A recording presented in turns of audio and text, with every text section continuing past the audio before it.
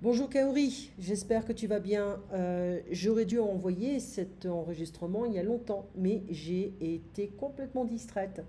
Et bon, c'est la dernière semaine d'école pour ma fille. Et puis il y a plein de trucs qui sont arrivés cette semaine, donc beaucoup de distractions. Donc, mais je fais l'enregistrement maintenant avant que j'oublie. Alors on avait fait ça. Allez, je clique sur le premier lien qui en fait montre le niveau C1. D'accord? Et le niveau C1, eh ben, c'est pas toujours facile. On avait fait la compréhension écrite. Alors, tu peux trouver les corrigés, etc. Voilà. Ici, on avait fait un texte sur le changement de vie, le syndrome du tourisme à la ferme. Donc, c'est pas facile. Je vais le lire. Non, je peux pas faire ça. Voilà. Allez. Leurs parents partaient élever des chèvres à la campagne, les cadres d'aujourd'hui quittent leur entreprise pour ouvrir des maisons d'hôtes. Crise de l'âge adulte ou choix rationnel. Pour dissuader ces lycéens de faire les beaux-arts, l'école du cirque ou un diplôme d'art du spectacle, un proviseur avait coutume de leur raconter cette histoire. J'avais deux copains, ils adoraient tous les deux la montagne. Chaque fin de semaine, ils partaient ensemble en randonnée dans les Alpes. Le bac en poche, le premier d'entre eux choisit d'en faire son métier, il devint guide de haute montagne. Aujourd'hui, il gagne difficilement le salaire minimum. Les randonneurs sont rares et souvent médiocres. À mi-parcours, il doit souvent faire demi-tour. Les sommets, il ne les voit jamais. À 40 ans, il est usé. Mon second copain fit des études de commerce, il est devenu directeur financier dans une grande entreprise. Chaque vendredi, il s'envole vers les plus hauts, les plus beaux sommets d'Europe. Il s'offre les meilleurs guides, gravit les montagnes, s'épanouit. Lequel des deux assouvit le mieux sa passion? Grâce à cette anecdote, le proviseur s'enorgueillissait de n'envoyer aucun bachelier vers des filières bouchées, stock. Seulement voilà, depuis 3 ans, le proviseur se fait plus discret, car l'histoire a pris un tour inattendu. Le directeur financier, sans doute moins heureux qu'il l'affichait, a tout abandonné, son travail, son entreprise, sa vie parisienne et son appartement cossu, riche. Il a ouvert un gîte de randonneurs en Haute-Savoie. Ses enfants l'ont traité de fou, lui se déclare enfin en phase avec lui-même. Alors qu'est-ce que ça veut dire s'enorgueillir? On va regarder ici. Voilà. Alors, enorgueillir. Donc on a en fait le verbe pronominal, c'est to pride oneself. Hein, to take pride, to do something. Ok. Donc, to become proud of doing something. Le cas ou ce cas n'est pas isolé. Il suffit de se promener dans une campagne française pour prendre la mesure du phénomène. Des panneaux chambres d'hôtes ont fleuri partout le long des routes. En 20 ans, leur nombre est passé de 4 500 à plus de 30 000, selon la direction du tourisme du ministère de l'Emploi, qui ne recense only, les maisons d'hôtes labellisées par les principales organisations touristiques. Et chaque année, 2500 Français créent un gîte rural, une aventure pourtant risquée. La fin des parcours linéaires, plus qu'un changement de métier, c'est un changement de vie auquel aspirent ces individus. Citadins pour la plupart, ils ont entre 30 et 50 ans avec une tendance au rajeunissement. Ils sont installés sur le plan professionnel, c'est-à-dire qu'ils sont stables, en couple ou seuls. Ils se disent prêts à quitter travail et confort, à s'éloigner de leurs amis, à gagner moins pour vivre mieux. Une fois leur projet abouti, ils parlent de liberté, d'harmonie, de renaissance. En kiosque, depuis le 1er mars, le magazine Change et Tout résume l'ambition de leur reconversion. Nous avions l'intention d'appeler ce journal Changer de vie, révèle sa fondatrice. Mais au dernier moment, nous nous sommes rendus compte que ce titre était déjà déposé par un producteur de télévision.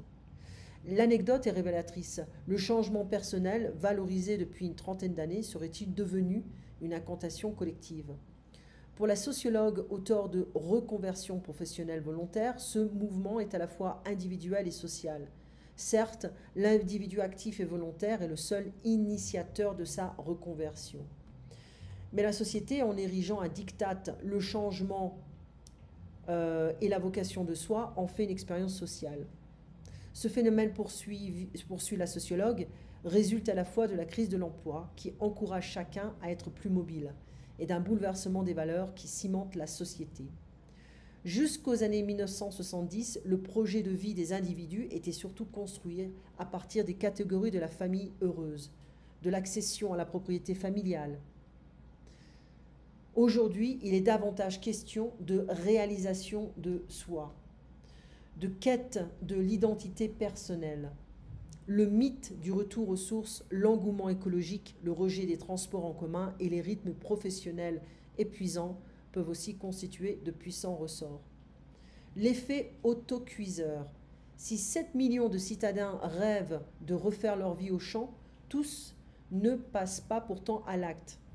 Il y a toujours un événement déclencheur, constate la directrice de Changer Tout. Elle-même a quitté Paris et son poste de directrice de la rédaction d'un magazine télé, il y a 9 ans, pour fonder sa propre agence dans le Gers.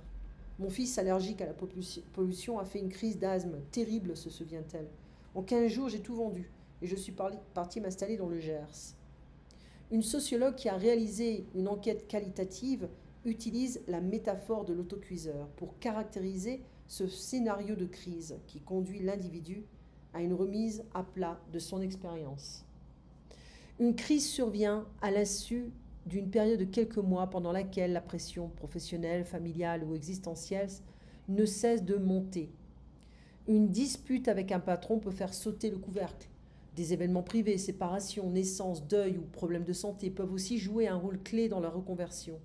L'importance du changement opéré provient de ce que cette crise traverse diverses sphères de la vie, les contamine mutuellement. Ici, tout est mêlé et accéléré, souligne la sociologue. Il n'est guère étonnant dès lors que la bifurcation professionnelle et le déménagement prennent des allures de conversion identitaire. Oui, ça touche l'identité. Elle oblige à une réflexion sur soi-même et à un inventaire des possibles. Le sujet négocie avec lui-même le prix de sa liberté. Cette introspection est un préalable à la planification de son projet, alors vécu comme un choix positif. Le coût de la liberté. Il reste un mystère. Pourquoi l'ouverture d'une chambre d'hôte reste le fantasme premier des Français qui souhaitent changer de vie? Il existe, après tout, 1000 manières de refaire sa vie. Partir à l'étranger, faire de l'humanitaire, passer un concours de la fonction publique, se lancer dans une carrière artistique, d'en changer de vie, se reconvertir mode d'emploi. Les deux auteurs donnent des indices. À partir de récits de vie, elles dissèquent les motivations des candidats à leur reconversion professionnelle. Elles établissent 5 catégories. Se mettre au vert, se mettre à son compte, se consacrer aux autres, vivre sa passion, partir loin. Quelle activité, sinon l'hébergement touristique, permet de conjuguer toutes ces motivations? Pour se lancer, il est préférable d'avoir quelques finances et un bon carnet d'adresses, avec une rentabilité de 1 500 à 3 000 euros par chambre et par an. L'aventure tourne parfois court, d'où un tout nouveau phénomène. Fort des expériences parfois malheureuses de leurs aînés, certains jeunes anticipent. Dans les écoles de commerce, dans les couloirs de places financières, il arrive aujourd'hui de croiser de jeunes adultes de 20 à 25 ans qui prévoient d'ouvrir une maison d'hôtes dans une dizaine d'années, une crise du milieu de vie en somme inscrite dans leur carrière de plan. Sciences humaines. Tu peux voir le site, il y a plein de choses gratuites sur le site internet. Alors, qu'est-ce qui se passe ici? On a un texte qui est quand même assez lourd. Okay, niveau C1, c'est le niveau expert. Même si tu t'exprimes d'une très bonne manière, la compréhension écrite peut être différente. Le niveau peut être différent. La compréhension orale aussi peut être différente. On peut être C1 dans la production orale, on peut être B1 dans la production écrite et la compréhension orale. Okay, donc on a différents niveaux en fonction des activités. Alors, il y a les corrigés qui sont là. Donc, faut faire attention. On va essayer de voir ce qu'on peut faire à ce niveau pour t'aider à améliorer ton niveau. Donc, des chambres d'hôtes, des gîtes ruraux, c'est comme des bed and breakfast. Okay? Si vous suivez votre passion, vous allez devenir pauvre. Si vous étudiez, vous allez devenir riche. Ça, c'est un peu le concept d'avant. Donc il s'est rendu compte, se rendre compte, c'est to realize, to understand. Il y a beaucoup de gens qui passent à l'acte, qui vont laisser tomber des carrières importantes pour ouvrir des petits commerces, un petit restaurant, parce qu'ils en ont marre, voilà, du stress. Alors, les standards de la société. Donc tu vois, je t'ai demandé, oui, j'ai vu tes devoirs. Euh, il faudra finir de lire. Ça, c'est la transcription. On avait écouté en fait certaines choses. La compréhension écrite d'Alphe C1 finit de lire ce texte et répond aux questions. Tu choisis un sujet, on va avoir un débat sur un de ces sujets-là, ici. On va en parler, ça sera la production orale. D'accord? Ensuite, voilà. Donc je t'ai conseillé d'écouter les podcasts, hein. Essayer d'écouter le matin très tôt ou tard le soir. Moi, si j'écoute ça, je m'endors. Donc je commence très tôt le matin. Je me réveille. Ça, c'est mon chien qui ronfle. Euh, je me réveille un peu plus tôt pour faire les choses que j'aurais pas le temps de faire le lendemain ou la journée. Mais à force de se réveiller tôt et de se coucher tard, on ne peut pas tout faire. On a besoin des journées de 48 heures. Mais bon, on va se voir donc un peu plus tard, dans quelques heures. Donc tu auras peut-être le temps de voir un peu ces choses-là. On va corriger les choses ensemble. Et puis on va expliquer, on va essayer d'avoir un débat. D'accord? Eh bien, tu passes une bonne après-midi. On se voit à 7 heures en début de soirée. Bye bye.